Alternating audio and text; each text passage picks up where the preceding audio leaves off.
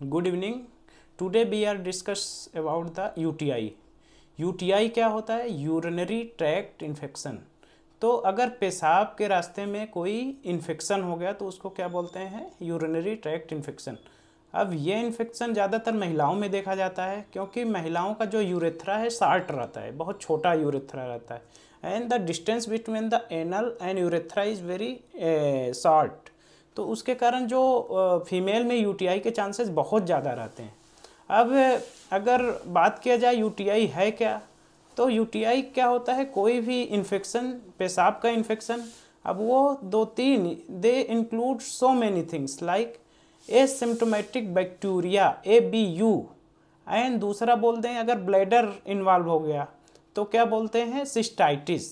और तीसरी चीज़, अगर ब्लैडर के ऊपर इन्फेक्शन चला गया, किडनी को इन्वॉल्व कर लिया तो क्या बोलते हैं? पाइलोनेफ्राइटिस। और अगर वही चीज़ प्रोस्टेट का इन्फ्लेमेशन हो गया, प्रोस्टेट बड़ी हो गई तो प्रोस्टाटाइटिस। तो UTI included the asymptomatic bacteria जिसमें सिम्टम्स नहीं होंगे, कोई ऐसी चीज़ें फीवर वगैरह नहीं आएगा।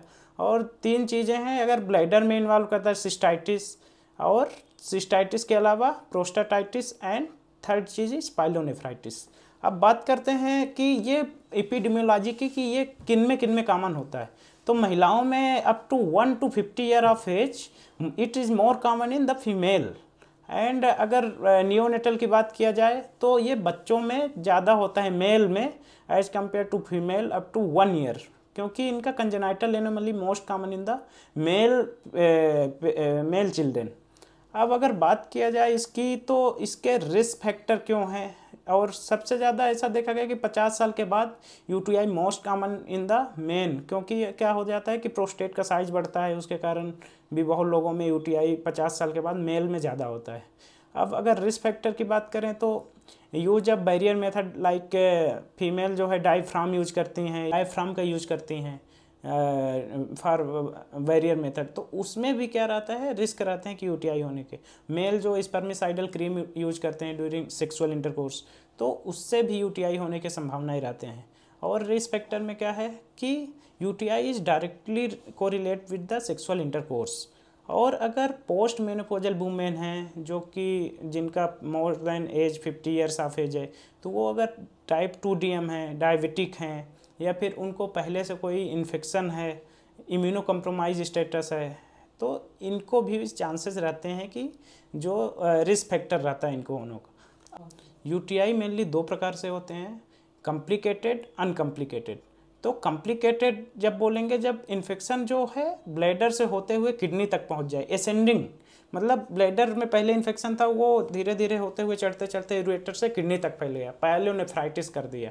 या फिर science and symptoms of bacteria, मतलब ऐसा है पेशेंट को फीवर आ रहा है ठंड दे के, तो वो यूटीआई जो होगा वो क्या होगा? कॉम्प्लिकेटेड। अनकम्प्लिकेटेड कब बोलेंगे? The infection is confined to the only bladder, सिर्फ ब्लैडर तक इन्फेक्शन हो अगर, तो उसको क्या बोलेंगे? सिस्टाइटिस या अनकम्प्लिकेटेड यूटीआई। अब हम बताना चाहेंगे कि जो सिस्टाइटिस है उससे पाइलोनेफ्राइटिस होने के चांसेस बहुत बढ़ जाते हैं।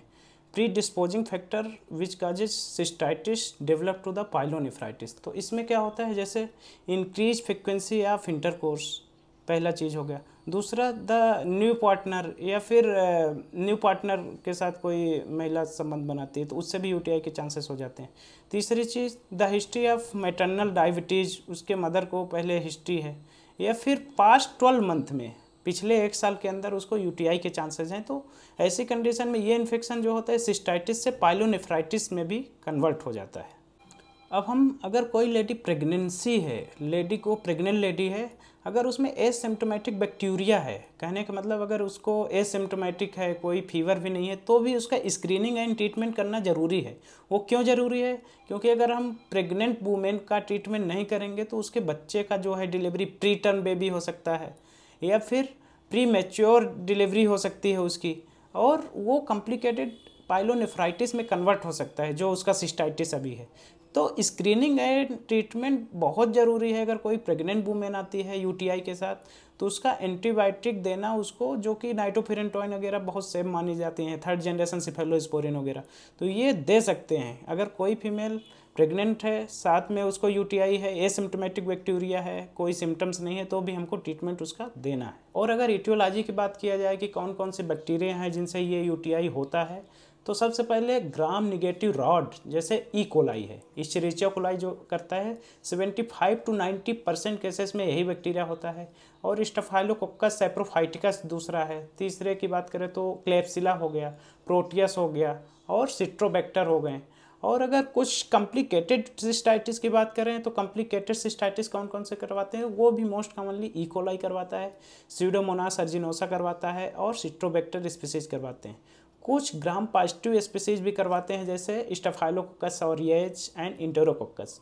अब अगर हम देखें पैथोजन की बात, तो सबसे पहले क्या होगा, पैथोजन यूरेथ्रा में जाएगा, यूरेथ्रा से क्या होगा ब्लैडर में, ब्लैडर से यूरेटर में, यूरेटर से ऊपर जाते हुए किडनी में। तो ये क्या करता है, अगर नीचे से लेकर ऊपर तक चला गया तो क्या करवाता है, पाइलोनेफ्राइटिस करवा देगा, कॉम्प्लिकेटेड यूटीआई करवा देगा।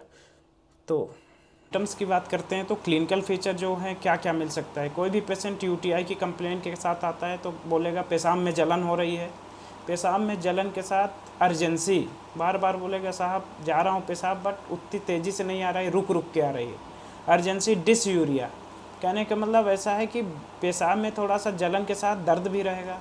और हिमेचूरिया भी कुछ कुछ केसेस में हो सकते हैं, हिमेचूरिया में पेशाब में खून आना, तो ये सब चीज़ों के साथ आ सकता है। अब हम कैसे डिफरेंशिएट करेंगे कि जो दर्द हो रहा है वो सिस्टाइटिस है या पाइलोनेफ्राइटिस है, मतलब अनकम्प्लिकेटेड है कि कॉम्प्लिकेटेड। तो अगर मरीज को बुखार नहीं आ रहा है और दर्द जो है एक ही तरफ यूनिलेटरल है, एक तरफ फ्लैंक पेन है, बुखार नहीं आ रहा है, सेप्टिसीमिया के साइन नहीं है और अच्छा है, नॉर्मल स्टेबल पेशेंट है वाइटली, तो उसको क्या बोलेंगे, अनकम्प्लिकेटेड या सिस्टाइटिस। अब अगर पाइलोनेफ्राइटिस, अगर बुखार आ गया किसी को, ठंड दे के बुखार आ गया, बहुत हाई ग्रेड फीवर है और चिल्स के साथ आ रहा है, तो क्या बोलेंगे, और पेन जो है पूरा दोनों तरफ है, तो इसको क्या किसके अंतर्गत आएगा, ये पाइलोनेफ्राइटिस या कॉम्प्लिकेटेड यूटीआई। अब दोनों को हम डिफरेंशिएट कर लिए। अब पाइलोनेफ्राइटिस भी अगर देखा जाए तो कुछ डायबिटीज़ के मरीज रहते हैं जिनमें इम्फाइसमेटस पाइलोनेफ्राइटिस हो जाता है, गैसियस फॉर्मेशन होने लगता है। जैंथोग्राइलोमेटस होता है जिसमें स्ट्रैगहॉर्न कैलकुलस बन जाता है, ऑब्स्ट्रक्टिव यूरोपैथी। और मेल में बहुत कॉमन रहता है कॉम्प्लिकेशन। इवन मेल में ऐसा देखा गया है कि इवन मेल में एक भी बार यूटीआई है तो उसको हम कॉम्प्लिकेटेड बोल देते हैं। क्यों? क्योंकि मेल को यूटीआई होना वो कॉम्प्लिकेटेड की कैटेगरी में ही आता है। और अगर किसी की एज 50 साल से ज़्यादा है तो उसको जो प्रोस्टेट में बीपीएच, बिनाइन प्रोस्टेट हाइपरट्रोफी वगैरह होता है, तो उसमें भी बहुत ज़्यादा चांसेस रहते हैं कि यूटीआई होने के। अब हम आगे जाना चाहते हैं कि जो पेशेंट हैं उनको ट्रीटमेंट कैसा दिया जाए। जैसे भी कोई पेशेंट आता है तो उसका सबसे पहले यूरिन आरएम कराना है। यूरिन आरएम में हम देखेंगे कि यूरिन अगर सिम्टम्स कुछ भी नहीं है तो उनको होम बेसिस पे ट्रीट कर सकते हैं। जैसे प्रेग्नेंट फीमेल आती हैं, उनको एसिम्प्टोमेटिक बैक्टीरिया आ गया, सिम्टम्स नहीं लेकिन पस सेल्स आ रहे हैं, कुछ 7-8 पस सेल आ रहे हैं, तो उसको ट्रीट करना ज़रूरी है। और अगर देखा जाए कि अगर हमको किसी को सिम्टम्स आ गए तो उसका यूरिन कल्चर ज़रूर भेजना है। यूरिन कल्चर में हम आइसोलेट करेंगे कि कौन सा बैक्टीरिया है कौन सा नहीं।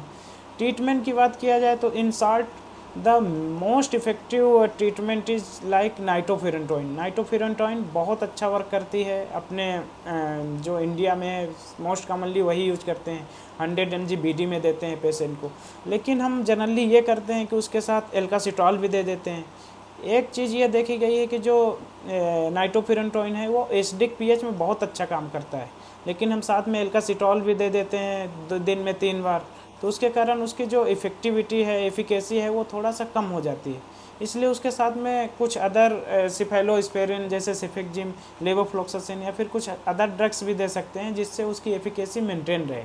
साथ में जो अमेरिका वगैरह में है और बहुत जगह तो फास्फोमाइसिन सैचेट भी यूज करते हैं जो कि 3 ग्राम कराता है, स्टेट में देना पड़ता है। 1 ग्लास ऑफ वाटर में फास्फोमाइसिन सैचेट भी दे सकते हैं, जिससे मरीज़ को क्या है एक ही बार पिएगा और उसको यूटीआई में काफ़ी ज़्यादा आराम मिलेगा।